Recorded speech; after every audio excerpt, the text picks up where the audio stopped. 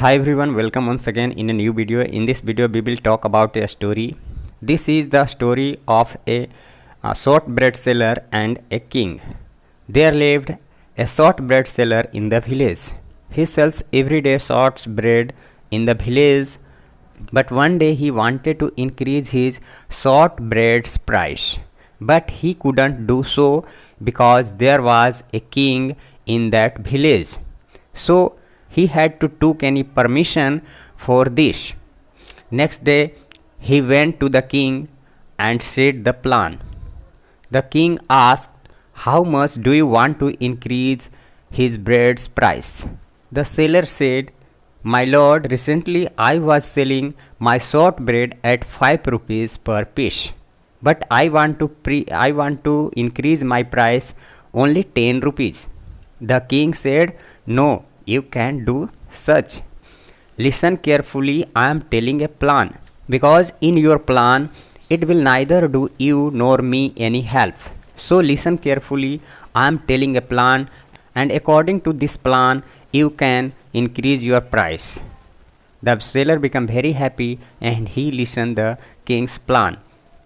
The king said, "You have not to increase your price 10 rupees, you have to increase your price 30 rupees. The seller said, "My lord, it will be outcry in the city if I will increase 30 rupees shortbread price."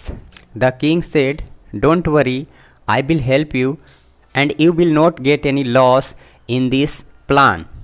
The seller returned his home and next day he increased the price 30 rupees. The next day there was a really outcry in the village. The people came running to the king. The king called the seller and said, "How dare you? How you increase the price 30 rupees? From next day you will sell your bread only 15 rupees.